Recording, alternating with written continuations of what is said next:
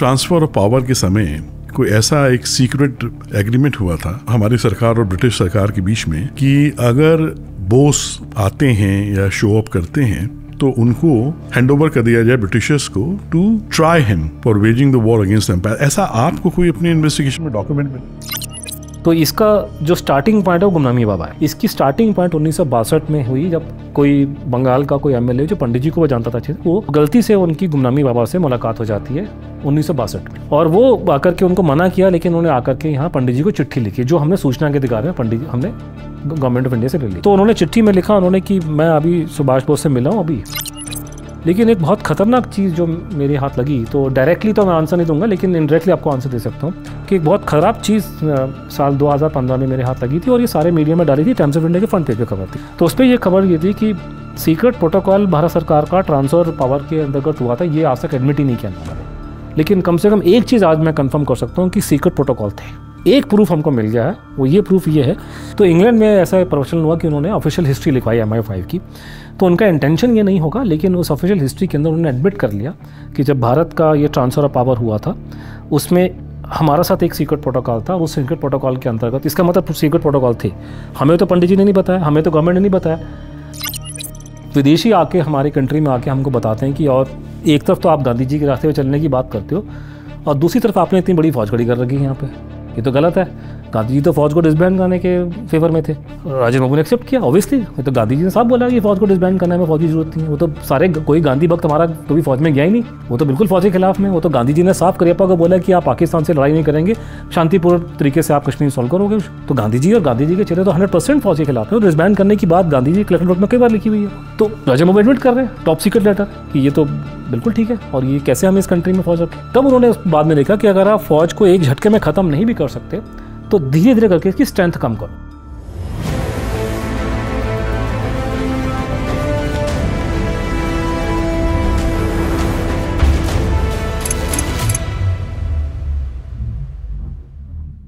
तो as per your investigation Gumnami Baba इस नेताजी ठीक है, एग्रीड।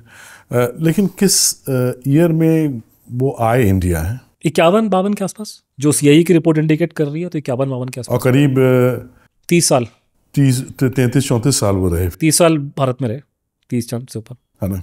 वो भी यूपी में सिर्फ। अच्छा, तो इन 30 सालों में या 35 सालों में 34 सालों में जो भी है, उन्होंने कभी अपनी फैमिली से मिलने की कोशिश नहीं की? एमिली शेंकल से, अनीता बोस से? सुरेश बोस के कांटेक्ट में थे, एक भतीजे से कांटेक्ट में थे, ये तो पता है मुझे। उसके अलावा कुछ एलिगेशन है जो मैं यहाँ नहीं बोल सकता, थोड़ा सा वो प्रॉब्लम हो जाती है लीगल इडल में। तो अगर आप मुझे ब्लैंक क्वेश्चन पूछ रहे हो कि क्या फैमिली को नहीं मालूम था, नहीं, फैमिली को मालूम था। नहीं, फैमिली से कांटेक्ट किया उन्होंने कभी? मैं आपको उसका आंसर डायरेक्टली देता हूँ, कानूनी आंसर देता हूँ आपको। कानूनी आंसर ये कि जब खोसला जो कमीशन ऑफ इंक्वायरी बनती है, तो कमीशन ऑफ इंक्वायरी में होता है कि यू मस्ट बी अवेयर कि वहाँ अलग अलग पार्टीज़ होती हैं। कि मैं कमीशन, आपने कमीशन बनाया कि यहाँ पे पूना के अंदर सफाई क्यों नहीं होती, तो अलग अलग 4-5 आदमी आ गए, उन्होंने वकील खड़ा कर दिया और अपने अपने रीज़न दे रहे हैं कि क्यों सफाई नहीं होती यहाँ पे। तो ऐसे वहाँ नेताजी को लेकर के कमीशन बना, उसमें अलग अलग पार्टीज़ थी। नेताजी का परिवार एक पार्टी है, वो एक पार्टी, वो पार्टी है, उन्होंने अपने वकील खड़े कर दिए। तो नेताजी का परिवार का वकील का नाम था ND Majumdar. ND Majumdar was a barrister, UK trend, बड़े एमिनेंट थे, फ्रीडम फाइटर थे, एक थोड़े टाइम के लिए लॉ मिनिस्टर थे बंगाल गवर्नमेंट के। तो he was a very well known establish and he knew Pandit ji also, he was a very well known person, जाने माने वकील थे टॉप लेवल के। तो मैं आपको कोट कर रहा हूँ खोस्ता कमीशन की रिपोर्ट, ऑन रिकॉर्ड है, जो आपको होम मिनिस्ट्री की वेबसाइट से मिल जाएगी। सुभाष बोस के परिवार के बिहाफ पे उनके वकील ने कमीशन के सामने ये बोला कि वो अभी जीवित हैं, अभी मतलब 73 में, और बाहर नहीं निकल सकते क्योंकि वॉर क्राइम्स को लेके कोई प्रॉब्लम है। तो नेताजी के परिवार का स्टैंड खोस्ता कमीशन के सामने ये था कि वो अभी जीवित हैं और वॉर क्राइम्स को लेके कोई उसमें इशू है। अब प्रॉब्लम ये हो रही है, आज के ज़माने हम लोग रह रहे हैं, खासकर हमारे पत्रकार बंधु हैं, वो गूगल सर्च भी नहीं करते किसी से क्वेश्चन पूछने से पहले। वो ये नहीं देख रहे कि सुभाष बोस के परिवार के लोग आज ये स्टेटमेंट दे रहे हैं, आज से 2 साल पहले उन्होंने क्या बोला, 6 साल पहले क्या बोला। तो अभी जाके आपने बाइट ले ली कि साहब मैं उसके पास चला गया, मैं चला गया चंद्र कुमार बोस के पास में, चंद्र कुमार बोस बोलता है नेताजी मर गए प्लेन क्रैश में। आप जरा गूगल सर्च कीजिए कि चंद्र कुमार के पिताजी, जो उनसे लाख गुना इंपॉर्टेंट आदमी, उनका स्टैंड क्या है इस केस में, कि मेरा अंकल रूस के अंदर है। आपको कैसे पता वो क्या है? तो यहाँ अब कोई सर्च करता नहीं कोई, वो मतलब मैं पत्रकारों की बात कर रहा हूँ कि वो गूगल सर्च भी नहीं करते। अच्छा, तीनों तो नेताजी के परिवार का official stand before the Khosta commission was that he was alive in 1973। तो ऑब्वियसली वो रशिया में तो मरेंगे नहीं, तो ये लिंक यहाँ से निकल के आ रहा है। तीनों कमीशन ऑफ इंक्वायरी में किसी ने समन किया एमिली शेंकल को, अनीता बोस को? नहीं, किसी को नहीं। Emily Schenkl, very good question. जब कमेटी बन रही थी, ये वाली शाहनवाज कमेटी, तो पंडित जी के एक नोट में लिखा है कि उनको बात करने की जरूरत नहीं है उनसे, there is no need to talk to her. तो ये उन्होंने मेंशन कहीं किया है। ये तो बड़ा एस्टेब्लिश्ड है कि एमिली शेंकल उनकी वाइफ थी, इनफैक्ट एक किताब लेकिन भी सर है। उसमें मेरा पॉइंट ऑफ व्यू है कि जैसे अगर मान लीजिए कि मैं राजीव गांधी जी की हत्या पर अगर मैं कोई रिसर्च करूंगा, तो मेरे लिए राहुल गांधी जी का, प्रियंका गांधी जी का व्यू को कोई मीनिंग नहीं है ना, अनलेस अनटिल वो वहाँ पे मौजूद ना हो, जिनको इश्यू की नॉलेज नहीं है, वो उनके सब बच्चे हैं, वो ठीक है, तो एक सेंटिमेंटल आंसर देंगे। लेकिन राहुल जी को और प्रियंका जी को अपने पिता की डेथ के बारे में कुछ नहीं पता। उसके लिए मैं गवर्नमेंट के अफसर से बात करूंगा, मैं उन लोगों से बात करूंगा जो आई विटनेस वहाँ पे थे। तो इसमें फैमिली का लिंक सिर्फ उनका निकल के आ रहा है जिन्होंने स्टेटमेंट दी है या जिनके कागज पत्र वहाँ से मिले हैं। तो उसमें सुरेश बोस का नाम आ रहा है कि Suresh Bose. What I mean to ask you is, you know कि एक किताब है लेटर्स टू एमिली शेंकल, या 90s में छपी थी। एस्टेब्लिश्ड है कि एमिली शेंकल से उन्होंने शादी की थी, उनकी डॉटर है अनीता बोस। नहीं, what I am coming to is, you know Netaji, you know he did not die in plane crash, है ना। 50, 51, 52 में वॉट एवर इंडिया आए, उतने साल बाहर रहे, वो रशिया में रहे या चाइना में रहे, फिर वापस इंडिया आए। कोई तो संपर्क उन्होंने अपनी पत्नी से किया होगा। ये बड़ा डेलिकेट इशू है। और अगर डेफिनेटली तो इंटेलिजेंस जो है उनकी नज़र भी तो होगी कि उनकी पत्नी का कोई कम्युनिकेशन हो रहा है कि नहीं। ये दो अलग अलग सवाल है। इंटेलिजेंस का तो बड़ा अच्छा सवाल है, पूरा चैप्टर है हमारी किताब इस पे लिहाज पे। लेकिन जहाँ फैमिली की वाइफ की जो बात आती है, वो इसको सवाल का आंसर समझने के लिए हमको बाकी बातों में जाना पड़ेगा। Then you probably understand it better. These are valid question which have been answered. पहली बात तो may be let me pick up the second question first, कि एक आदमी, आप कह रहे हैं कि वो सुभाष चंद्र बोस है, मैं कह रहा हूँ सुभाष चंद्र बोस है, और आप ये कह रहे हैं कि वो 30 साल तक वो यूपी के अंदर रहा, ठीक है। तो हाउ इज इट पॉसिबल कि गवर्नमेंट को नहीं मालूम चला? तो माई क्लेम इज कि the government was aware. Initially वो नहीं होगा, इनिशियल था, लेकिन कम से कम इंदिरा शास्त्री जी के आने के बाद से गवर्नमेंट को मालूम था उनके बारे में। ये तो मुझे दिखाई दे रहा है। तो हुएवर दिस पर्सन हो, तो गवर्नमेंट वाज अवेयर। वो आपको टेली साइन वहाँ पे आपको दिखाई देते हैं। और अब लेकिन अब उसमें एक बड़ी अजीबोगरीब जो घटना घटती है कि ये व्यक्ति क्या बोल रहा है, आप कौन हो, क्यों ऐसे छुप के बैठ रहे हो, क्या निकल के आए। उसमें पहली चीज़ जो समझने वाली है कि उनका नाम गुमनामी बाबा नहीं था। गुमनामी बाबा एक नाम है जो उनको उनके मरने के बाद में लोकल मीडिया ने क्रिएट किया। जब वो जीवित थे तो उनको लोग स्वामी जी ऐसे बोल दिया करके एड्रेस कर दिया। नॉर्मली उनको लोग भगवान जी बोलते थे। Bhagwan ji is also an address, is a way of honorific, it's not a name.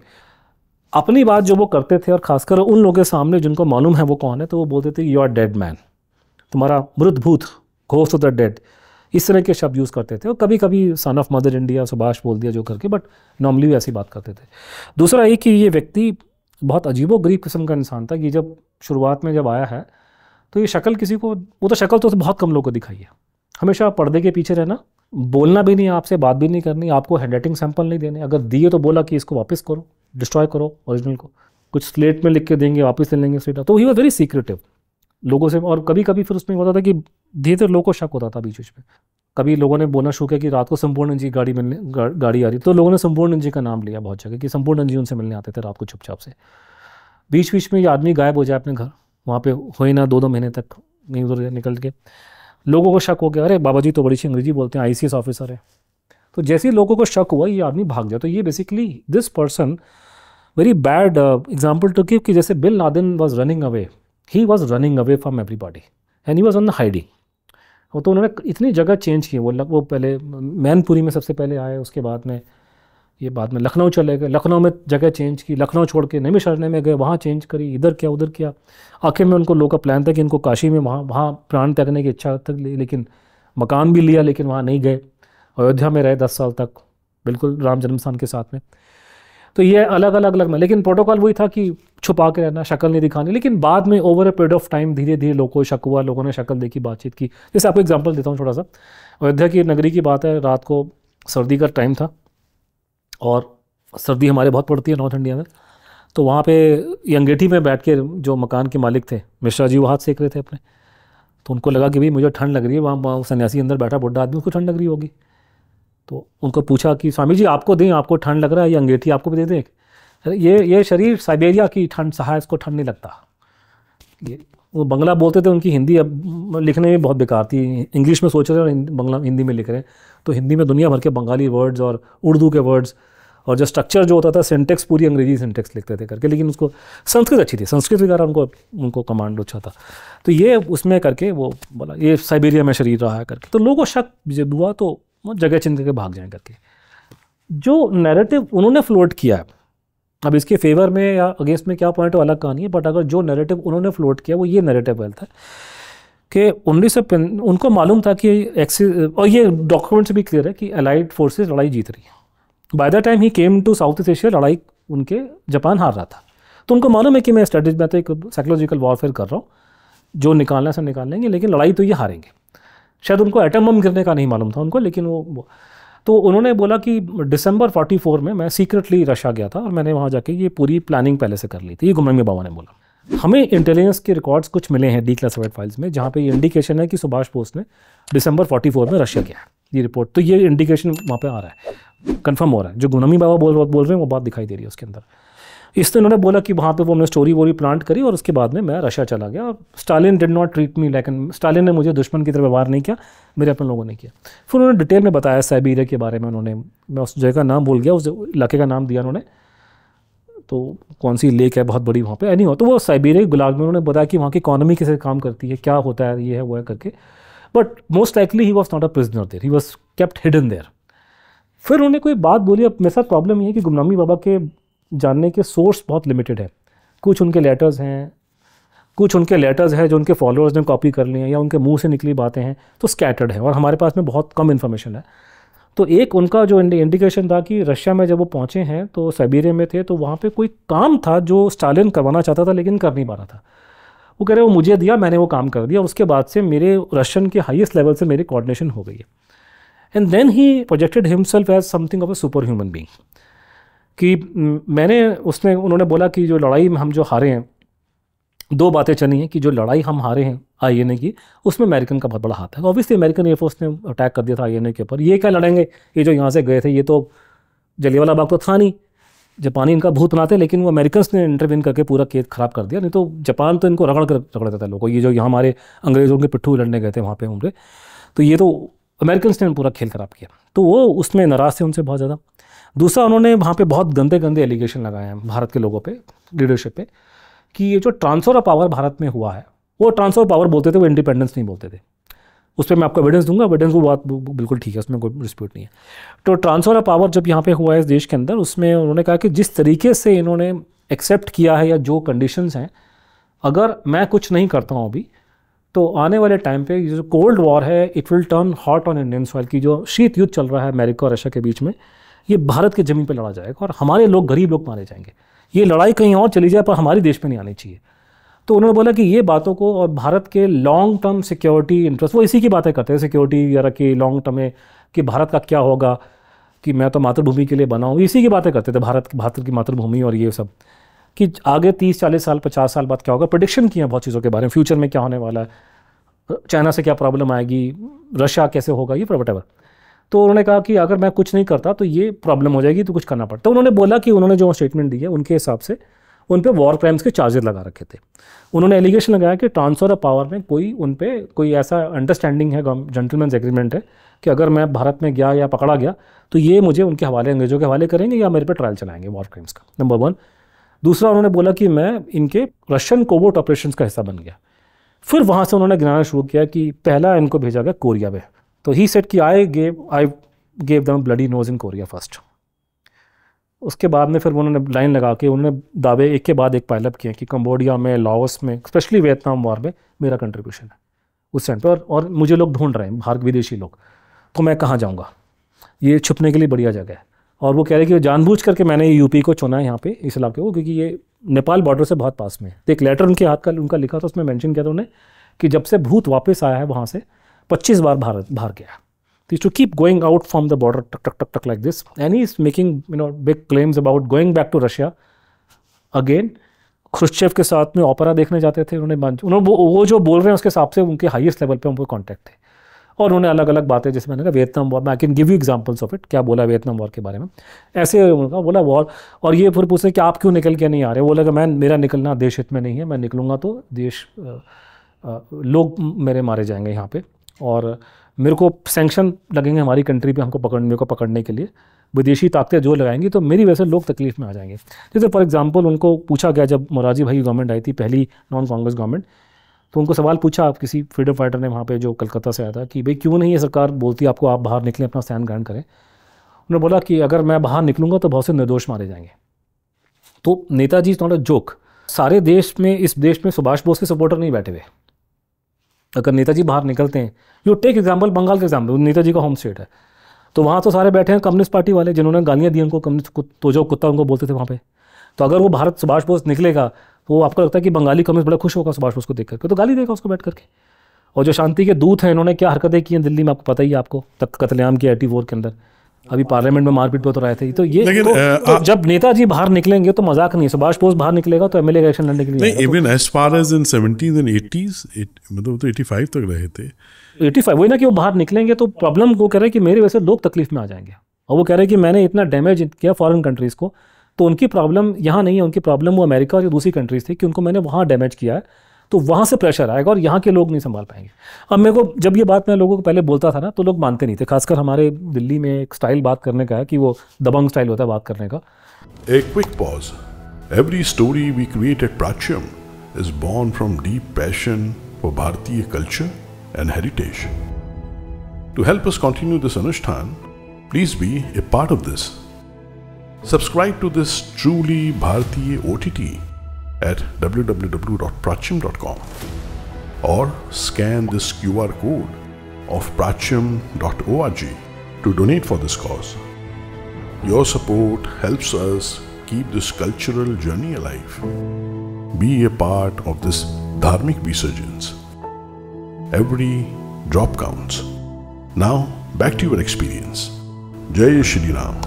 मेरा किसकी हिम्मत है जो नेताजी को, हम हिंदुस्तानी, हमें कौन रोक लेगा। वो फिल्में देख के मनोज कुमार की पुराने ज़माने की ना, हम लोग ऐसी हवा में उड़ना शुरू कर देते हैं। तो CIA को मालूम था कि वो आई कम टू दैट थिंग। तो उसमें ये बात उन्होंने बोली कि क्या नाम है कि कौन हिंदुस्तान को कौन रोक सकता है अगर नेताजी यहाँ पे निकल के आते हैं। और सेकेंड वर्ल्ड वॉर का, सेकेंड वर्ल्ड वॉर क्या चीज़ है लोगों को पता होना चाहिए कि दुनिया की सबसे गंदी लड़ाई, ठीक है। जो भी एक्सिस फोर्सेस के जो लोग थे वो सारे या तो मारे गए या उन्होंने सुसाइड कर ली या उन्होंने सेकेंड वर्ल्ड वॉर के बाद वॉर क्राइम स्टाइल में उनको हैंग कर दिया। ये आदमी उस ब्रिगेड का आदमी था, उसका कोई स्थान नहीं था उस न्यू वर्ल्ड ऑर्डर में 45 के बाद में। तो वो लोग मुझे कहते नहीं किसकी हिम्मत है, अगर मान लीजिए नेताजी निकल आते हैं तो हम लोग उसको, भारत के लोग कैसे कर देंगे। मैंने कहा तुम तो कतार को नहीं कंट्रोल कर सके, तुम क्या बचाओगे उसको अमेरिका के सामने, तुम्हारी औकात क्या थी ज़माने में। इतना होने के बावजूद आज के टाइम पे कतार का प्रेशर है, तुम्हारी हवा निकल गई 2 मिनट में। आप बात कर रहे हो 1985 की, 75 की, पेंटे पहनने की तुम्हारे को तमीज़ थी उस ज़माने में। तो ये बड़े बड़े डींगे हाँकना, ये कर देंगे वो कर देंगे, भैया वहाँ करके दिखाओ पहले। अच्छा, तो ही केप्ट ऑन सेइंग कि मेरा निकलना देश हित में नहीं है, जो मैं देश के लिए कर रहा हूँ मैं कर रहा हूँ यहाँ से। तो that was he would say. उसका एक और आध्यात्मिक पहलू भी है, वो हम अभी डिस्कस करेंगे बाद में। तो मैं ये जानना चाह रहा था कि ये जो बहुत बात जो प्रचलित है कि ट्रांसफ़र ऑफ पावर के समय कोई ऐसा एक सीक्रेट एग्रीमेंट हुआ था हमारी सरकार और ब्रिटिश सरकार के बीच में कि अगर बोस अगर आते हैं या शो अप करते हैं तो उनको हैंड ओवर कर दिया जाए ब्रिटिशर्स को to try him for waging the war against empire. ऐसा आपको कोई अपने इन्वेस्टिगेशन में पहली बात तो ये कि जो आपने पॉइंट बड़ा अच्छा रेस किया कि ये जो किदवंती है ये शुरुआत कहाँ से हुई, इसका स्टार्टिंग पॉइंट क्या है कि ये कोई ऐसा कुछ पैक्ट है या ट्रांसफर पावर में। तो इसका जो स्टार्टिंग पॉइंट है वो गुमनामी बाबा है। तो इसका हमने एक रिकॉर्ड, हमने एक मेंबर ऑफ पार्लियामेंट थे असेंबली के, लोकल असेंबली के, जो अंग्रेज़ों के ज़माने में मेंबर थे, वो गलती से उनकी गुमनामी बाबा से मुलाकात हो जाती है 1962 में। और वो आकर के उनको मना किया, लेकिन उन्होंने आकर के यहाँ पंडित जी को चिट्ठी लिखी, जो हमने सूचना के अधिकार में पंडित जी हमने गवर्नमेंट ऑफ इंडिया से ले ली है।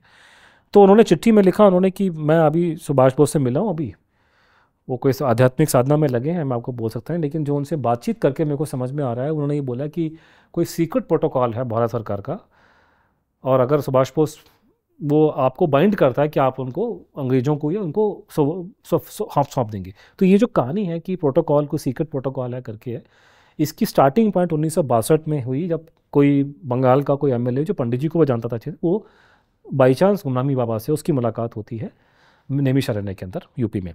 तो ये स्टार्टिंग पॉइंट है 1962। इससे पहले ये चर्चा में कभी नहीं है, बट ये राइटिंग में और ये रिकॉर्ड अवेलेबल है। पंडित जी का आंसर इस पर मेरे ख्याल से थोड़ा सा आई वुड से डाइसी। उनका आंसर ये कि मैंने कोई सीक्रेट प्रोटोकॉल के बारे में नहीं सुना, और दूसरा बोला कि ऑब्वियसली हम किसी को हैंड ओवर नहीं करेंगे। तो ये डिनाई नहीं कर रहे हैं कि वो भारत में हो सकते हैं, बट ये बोला कि सीक्रेट प्रोटोकॉल नहीं है। तो ये एलिगेशन लोगों ने अलग अलग टाइम पे लगाया। फिर जब खोस्ता कमीशन के आगे जो ये एलिगेशन किसी नेताजी के बॉडीगार्ड ने लगाया था, उसने ये बोला था कि ये सीक्रेट, ये हैंड ओवर जो करने की बात है, उसने गांधी का नाम भी लपेटे में लिया। गांधी जी भी इसमें इन्वॉल्व थे कि ये एग्रीमेंट पर पहुँच गए थे। तो he is hinting at gentleman's agreement. तो ये कहानी वहाँ निकल के आती है। अब उसका कोई प्रूफ तो गवर्नमेंट से कोई सवाल किसी ने पार्लियामेंट में पूछा नहीं, ना उन्होंने जवाब दिया। कोई इन्हें कॉर्नर तो करता नहीं है, ये डिबेट तो होती नहीं पार्लियामेंट में, तो कौन कॉर्नर करेगा, ये जवाब देते नहीं है। लेकिन एक बहुत खतरनाक चीज़ जो मेरे हाथ लगी, तो डायरेक्टली तो मैं आंसर नहीं दूंगा, लेकिन इनडायरेक्टली आपको आंसर दे सकता हूँ कि एक बहुत ख़राब चीज़ साल 2015 में मेरे हाथ लगी थी, और ये सारे मीडिया में डाली थी। टाइम्स ऑफ इंडिया के फ्रंट पेज पर खबर थी। तो उस पर यह खबर ये थी कि सीक्रेट प्रोटोकॉल भारत सरकार का ट्रांसफर पावर के अंतर्गत हुआ था। ये आज तक एडमिट ही नहीं किया लोगों ने, लेकिन कम से कम एक चीज़ आज मैं कंफर्म कर सकता हूँ कि सीक्रेट प्रोटोकॉल थे। एक प्रूफ हमको मिल गया है, वो ये प्रूफ ये है कि MI5 ब्रिटिश इंटेलिजेंस जो है, उन्होंने अपने कुछ ऑफिशियल हिस्ट्री लिखवाई उन्होंने अपनी। उसकी कहानी थोड़ी पीछे ये है कि 9/11 के हमले के बाद में आपको याद होगा अमेरिका में ना एक फीलिंग बनी थी कि CIA ने जो इंटेलिजेंस थी वो शेयर नहीं करी FBI से, और FBI कंट्रोल नहीं कर सकी। 9/11 का हमला हो गया, तो उन्होंने CIA के पर उतर दी उसके बाद में। फिर बाद में CIA के लोगों ने कंप्लेन की कि आप हमारे को ही बदनाम करोगे, तो भाई हम ही सिक्योरिटी करते हैं, आप हमें बदनाम करके क्या मिलेगा आपको। तो बाद में एक अमेरिका में एक वो चला, प्रचलन चला कि आप CIA के बारे में पुराने ज़माने की स्टोरियाँ निकाल करके उनकी तारीफ़ करो, उनके ऑपरेशंस को दिखाओ कि अच्छे काम करते हैं। वो ट्रेंड बाद में इंग्लैंड में भी आ गया, और बाबी शायद में कहते हैं हम भी वही फॉलो करते हैं, वहाँ जो हवा चलती है हमारे भी वैसे ही लोग बन जाते हैं। तो इंग्लैंड में ऐसा प्रचलन हुआ कि उन्होंने ऑफिशियल हिस्ट्री लिखवाई MI5 की। तो उनका इंटेंशन ये नहीं होगा, लेकिन उस ऑफिशियल हिस्ट्री के अंदर उन्होंने एडमिट कर लिया कि जब भारत का ये ट्रांसफ़र ऑफ पावर हुआ था, उसमें हमारा साथ एक सीक्रेट प्रोटोकॉल था। उस सीक्रेट प्रोटोकॉल के अंतर्गत, इसका मतलब सीक्रेट प्रोटोकॉल थे, हमें तो पंडित जी ने नहीं बताया, हमें तो गवर्नमेंट ने नहीं बताया। और इस प्रोटोकॉल के अंतर्गत MI5 ने अपना एक ऑफिसर यहाँ बिठा दिया भारत में, दिल्ली में, और वो हमारी IB का सुपर बॉस था। और हमारी IB का डायरेक्टर जाके उसको सलूट मारते थे, और साहब ये लो हमारी रिपोर्ट है। और 75 तक थे। और ये हमारा 1968 तक ये भारत में रहा, किसी को कानों कान खबर नहीं हुई, और वो अपनी मर्जी से यहाँ पे गए हैं। उनके वहाँ कोई बजट का प्रॉब्लम था तो वो चले गए यहाँ से। ये भी लोग खुश हो गए भैया आप सीधा यहाँ दिल्ली से रिपोर्ट करने की बजाय लंदन में रिपोर्ट करेंगे, उसी बहाने थोड़ी हवा खा के आ जाएंगे, बच्चे को भी सेटल कर देंगे वहाँ जाकर के। तो हमें आज तक कि किसी हमारी सरकार ने ये नहीं बताया, हमें अंग्रेज़ों ने बताया कि आपने यहाँ, अब ये देखिए ये दोगलापन इन लोगों का देखिए। मैं कुछ लोगों को लंदन ने बताया था कि आप लोगों को पता नहीं है कितने शातिर किस्म के लोग हैं, वहाँ दिल्ली में हिंदी में आपको गाली देते हैं कि अंग्रेज हमको लूट के खा गए, ये है वो है, और लंदन में आके आपके साथ में कॉमनवेल्थ की बातें करते हैं अंग्रेजी वाली। तो ये बात आपने क्यों नहीं बताई हमको कि आपने अंग्रेज़ों को, एक तो आप अंग्रेज़ों को सुबह शाम गाली देते हो कि अंग्रेज़ लूट के खा गए, ये हो गया वो हो गया, तो आपने उन अंग्रेज़ों को यहाँ कैसे बिठा लिया, आपने 68 तक इंटेलिजेंस क्यों सप्लाई कर रहे हो उनको बैठ करके आप लोग। फिर उसमें खबर निकल के आ रही है कि सुभाष बोस से जुड़ी हुई इंटेलिजेंस भी सप्लाई कर रहे थे। तो ना केवल आप जासूसी कर रहे हो सुभाष बोस के बारे में आज़ाद भारत में, वो आप इन्फॉर्मेशन अपने मालिक को सप्लाई कर रहे हो इंडिपेंडेंस के बाद में। उसके बाद में 3-4 बातें जो लोग उसका मीनिंग लोग आज समझ नहीं पा रहे हैं, बट मैं आपको बता रहा हूँ बड़ी खतरनाक बातें, खासकर तब जबकि क्योंकि मैं तो बाबू कॉलोनी पैदा हुआ था। आप पहले सरकार के लोगों की स्टेटमेंट सुनिए हिंदी में, खासकर अंग्रेजी में नहीं, अंग्रेजी में ये लोग घुट्टी घुमाते हैं लोगों की। ये लोग ये बताते हैं, बचपन से मैं पढ़ा है कि अंग्रेज बड़े गंदे थे, अंग्रेजों ने हमको बहुत मारा पीटा, उन्होंने लूट लिया खसोट लिया, गांधी ने भगा दिया यहाँ से। तो ये हमारे को बोला जाता है। अगर ये सच है और भारत छोड़ो का आंदोलन चलाया था अंग्रेजों को भगाने का, मुझे एक बात बता दीजिए कि 1950 में भारत का नेवी चीफ कौन था, भारत का एयरफोर्स चीफ कौन था, भारत का पहला एयरफोर्स चीफ कौन था, सुब्रतो मुखर्जी। कब बना है? सन 56 में। 55-56 तक कौन थे अंग्रेज की हमारे चीफ? अंग्रेज थे। मैं एंग्लो की बात नहीं कर रहा, कुछ लोग कंफ्यूज करते हैं, एंग्लो तो हमारे अपने हैं, मैं एंग्लो इंडियन की बात नहीं कर रहा, वो इंडियन है, अंग्रेज, ठीक है। नेवी का चीफ आपका 58 तक अंग्रेज रहा है। आपकी नेवी, आपकी एयरफोर्स उनके हाथ में है भैया, IB उनके हाथ में है, तो क्या सुभाष बोस बाहर निकल के यहाँ पर आएगा? ये बहुत शर्म वाली बात है। दुनिया में कौन सी कंट्री ने ऐसा किया? भारत का राष्ट्रपति जाके इंग्लैंड के राजा का जन्मदिन मनाने के लिए ब्रिटिश हाई कमीशन पहुँच रहा है, और ये इतनी नीचता पे ये गिर चुके थे, ये आपका जाना, क्योंकि आपका फौज का बैकग्राउंड है तो आपको सुन के आपको बुरा लगेगा। और इसी बात का मुझे डर फ्यूचर के बारे में है कि ये जो गांधी भक्ति मूवमेंट चल रही है देश के अंदर, गांधी जी का सबसे बड़ा, किसी भी आप एरे गैरे को पकड़ लोगे, गांधी जी के जीवन के दो बड़े उद्देश्य थे, दो बड़ी प्रिंसिपल थे, एक तो सत्य और अहिंसा। ठीक है, ये भारत का जो राष्ट्रपति होता है वो हमारी आर्म फोर्सेस का कमांडर इन चीफ होता है। तो भारत की commander in chief Rajendra Prasad, राजन बाबू, जो गांधी जी के बड़े खासम खास थे, उनका टॉप सीक्रेट चिट्ठी भारत के प्रधानमंत्री को और भारत के रक्षा मंत्री को, ठीक है, उस चिट्ठी में, और वही ये, और ये पूरा सार है, ये अभी भी वही चल रहा है, मतलब वो बेसिकली यही मुद्दा है। मुद्दा ये है कि राजन बाबू बोलते हैं कि विदेशी आके हमारे कंट्री में आके हमको बताते हैं कि, और एक तरफ तो आप गांधी जी के रास्ते पे चलने की बात करते हो और दूसरी तरफ आपने इतनी बड़ी फौज खड़ी कर रखी है यहाँ पे, ये तो गलत है। गांधी जी तो फौज को डिसबैंड करने के फेवर में थे, राजन बाबू ने एक्सेप्ट किया, ऑब्वियसली, तो गांधी जी ने साफ बोला कि फौज को डिसबैंड करने में फौज की जरूरत नहीं है। वो तो सारे, कोई गांधी भक्त हमारा कभी फौज में गया ही नहीं, वो तो बिल्कुल फौज के खिलाफ में। वो तो गांधी जी ने साफ करियप्पा को बोला कि आप पाकिस्तान से लड़ाई नहीं करेंगे, शांतिपूर्ण तरीके से आप कश्मीर सॉल्व करोगे उसको। तो गांधी जी और गांधी जी के चेहरे तो 100% फौज के खिलाफ है, और डिसबैंड करने की बात गांधी जी कलेक्टर नोट में कई बार लिखी हुई है वो। तो राजन बाबू एडमिट कर रहे हैं टॉप सीक्रेट लेटर कि ये तो बिल्कुल ठीक है, और ये कैसे हम इस कंट्री में फौज रखें। तब उन्होंने बाद में लिखा कि अगर आप फौज को एक झटके में ख़त्म नहीं भी कर सकते तो धीरे धीरे करके इसकी स्ट्रेंथ कम करो। और आखिरी पैराग्राफ में लिखा है कि जो विश्व शांति का मंदिर जो आप भारत बना रहा है दुनिया में, ये उस पर कलाशा काम करेगा। खाने को पेट में रोटी नहीं, मरने के लाले पड़े हुए हैं, और ये दुनिया की शांति का मंदिर बनाएंगे बैठ करके।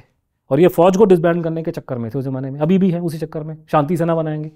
ये पढ़ा आपने, ये कॉन्सेप्ट है। गांधी जी के दिमाग में था कि पहले जापानियों से लड़ने के लिए शांति सेना जाएगी, उसके बाद में इसका प्रपोजल था कि ये शांति सैनिक होंगे, ये बिना वायलेंस के लड़ाई करके जीत करके आ जाएंगे। गांधी जी का स्टेटमेंट है कि एटम बम फेल हो जाएगा शांति के सामने। अभी आज से जब मोदी जी प्रधानमंत्री बने 2015 में, अभी की बात कर रहा हूँ, ये तो हमारा खून चलता है कि हमारे पैसे पे क्या ये नौटंकियाँ चल रही हैं यहाँ पे। अपने पैसे से करो तो कोई हमें प्रॉब्लम नहीं है। दिल्ली में ये गांधी भक्तों का जमावड़ा हुआ था, ये गांधी स्मृति वगैरह में करके, पता नहीं कौन पैसे लगाता गर्भ, वहाँ बैठ के गूगल सर्च करिए आप, उन्होंने प्रधानमंत्री मोदी को चिट्ठी लिखी है कि शांति सेना को रिवाइव कर दिया जाए। आज तक रिवाइव नहीं हुआ। तो पब्लिक का पैसा फूकना, ये करना वो करना, ये क्या मजाक बना कर रखा। तो ये इस तरह की बातें लोगों की यहाँ पे हो रही है। तो ये इस तरह के लोगों से हम डील कर रहे हैं। फौज में ये लोग जाएंगे नहीं, इनके बच्चे फौज में नहीं जाएंगे, सारे फॉरेन में जाते हैं, और हमको बैठ के भाषण दे रहे हैं कि साहब गांधी जी के रास्ते पे चल करके दुनिया में शांति आ जाएगी। कहाँ से शांति आ जाएगी भैया? शांति लाने के लिए हमारी भारत की सेना बैठी हुई है, हम शांति लेकर आएंगे, यही तरीका है शांति लाने का। तो ये इस तरह का, ये जो पूरी कहानी सुभाष बोस के बारे में जो बोली जा रही है, ये वो नहीं जो लोगों को नजर आ रही है। लड़ाई हो रही है नैरेटिव्स के बीच में कि इस कंट्री पे जो नैरेटिव को जो लादा गया, जो आपने स्टार्टिंग में बताया कि हमारे पे एक नैरेटिव, झूठा नैरेटिव हमारे पे लादा कि दे दिया आज़ादी बिना खड़क बिना ढाल, इस नैरेटिव ने इस देश को बहुत नुकसान पहुंचाया। इसकी तोड़ एक ही है, वो यह है सुभाष चंद्र बोस। वो आदमी इंडिया फर्स्ट में था, भारत को रक्षा अपना हर मामलों में ऊपर लेकर चलना, that is what it is. अच्छा, जो ब्रिटिश इंटेलिजेंस की प्रेजेंस यहाँ पे थी पोस्ट इंडिपेंडेंस काफ़ी समय तक, उनको मालूम था कि ये नेताजी ही वो मुझे उसके बारे में नॉलेज नहीं, उसके बारे में कोई डाटा निकल के नहीं है। सिर्फ CIA के बारे में आपने पूछा, CIA के बारे में 2 बातें मुझे मालूम है। एक, क्योंकि देखिए रिकॉर्ड सारे पब्लिक को करता नहीं आराम से, बट जो हमने कोशिश करी, जो हमारे हाथ लगा, एक 1964 का रिकॉर्ड है CIA का कि किसी एजेंट ने उनको 64 में रिपोर्ट किया कि उसके हिसाब से सुभाष बोस जीवित और भारत के अंदर है, नंबर 1।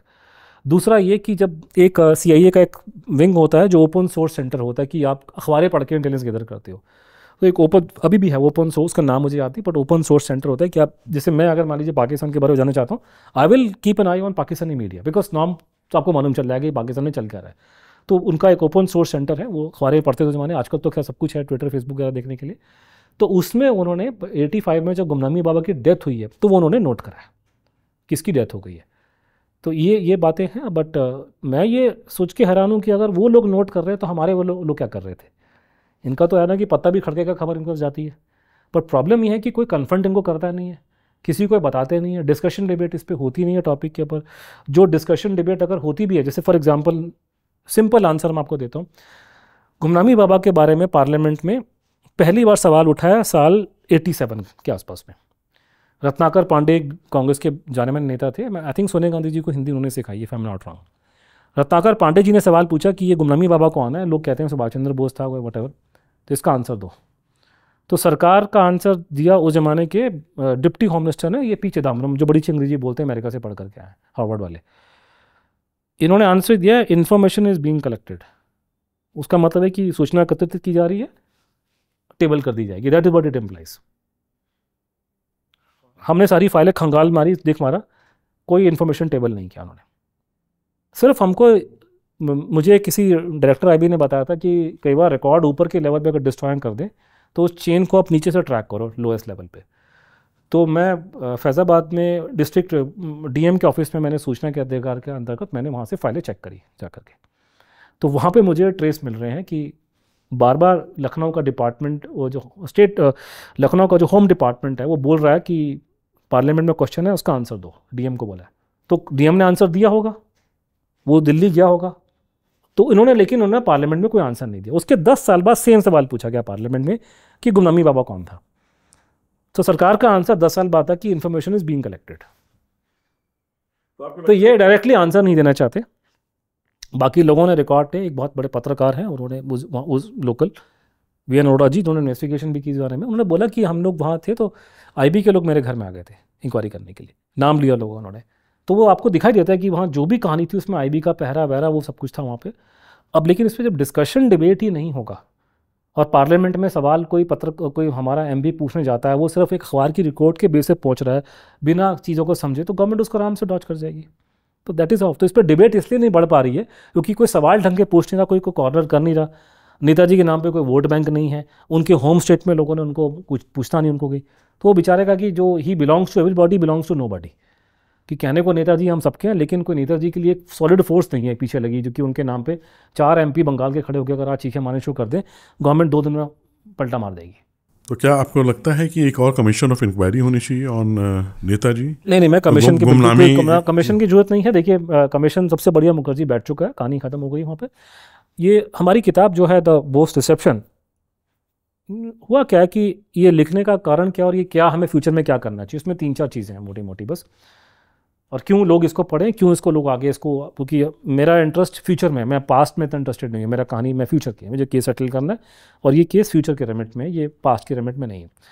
तो मोटी मोटी घटनाएं जो घटी हैं इस पूरे केस में वो ये है कि साल 2015 में कुछ कार्य मैंने और मेरे दोस्तों ने किया, चंद्रचूड़ ने, मैंने, जिसकी वजह से एक नेताजी स्नूपिंग स्कैंडल नाम पूरे मीडिया में छा गया कि भारत सरकार इंडिपेंडेंस के बाद सुभाष बोस और सुभाष बोस से जुड़े जितने लोग थे उन पर जासूसी कर रही थी। और जिसका मीनिंग सबने ये निकाला कि इसका मतलब वो जानते हैं वो जिंदा है, इसलिए वो इनकी जासूसी कर रहे हैं।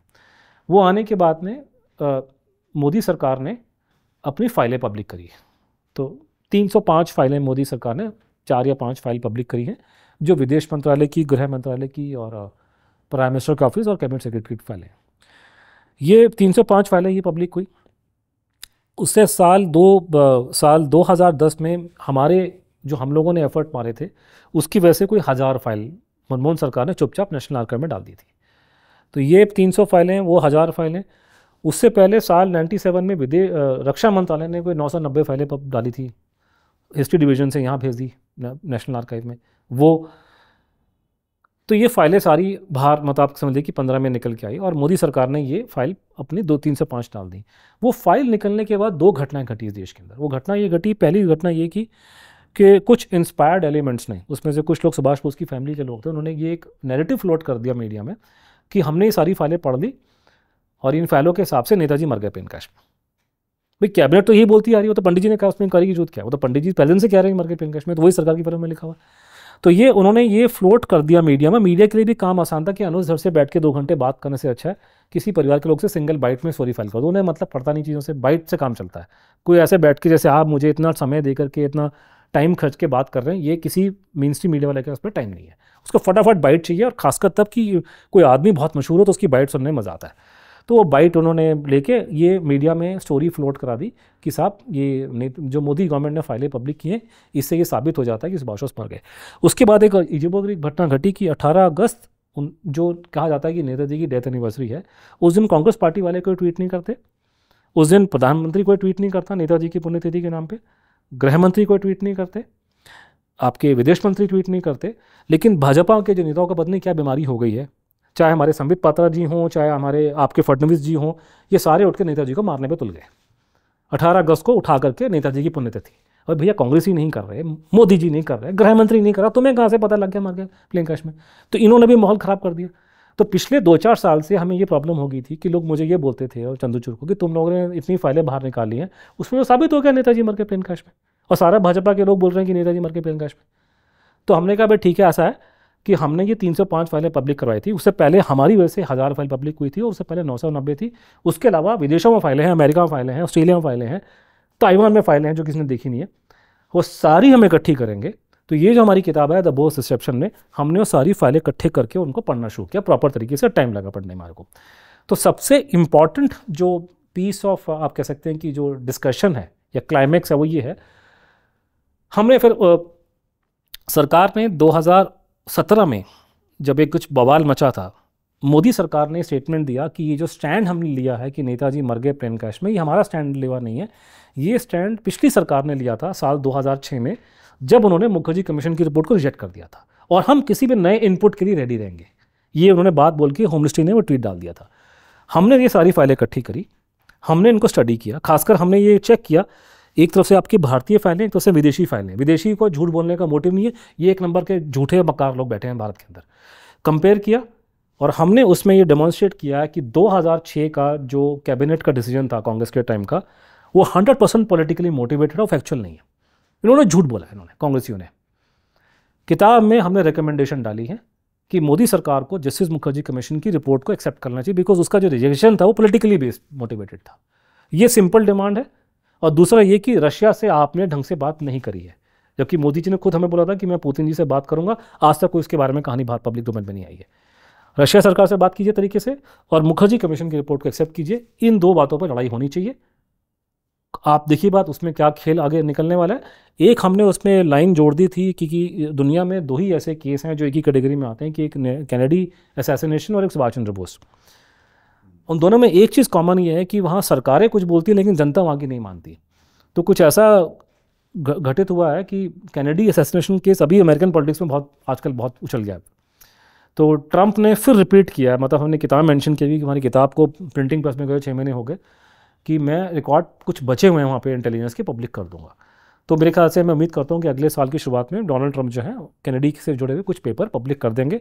थोड़ी डिबेट होगी, थोड़ी हमें अच्छी बातें उनसे सीखनी चाहिए हमारे को उनसे, जिससे वहाँ पब्लिक हो रही हम भी पब्लिक करें। लेकिन मोटा मोटा नेताजी की डेथ से जुड़ा सबसे इम्पॉर्टेंट डॉक्यूमेंट है साल 2006 का कैबिनेट नोट, जो झूठा है, जिसमें झूठी बातें बोली गई। जैसे मैं एग्जांपल देता हूँ कि इसमें झूठा लिखा हुआ है कि अमेरिकन और ब्रिटिश इंटेलिजेंस ने 45 में कंफर्म करा था कि सुभाष बोस की डेथ हो गई है। Open challenge to government of India home ministry, निकालो कौन सी रिपोर्ट्स अमेरिकन और ब्रिटिश। मैं आपको दिखाता हूँ अमेरिकन ब्रिटिश रिपोर्ट ने क्या निकाला था। आप झूठ लिख रहे हैं फाइलों के अंदर, आपका पॉलिटिकली मोटिवेटेड स्टेटमेंट्स है।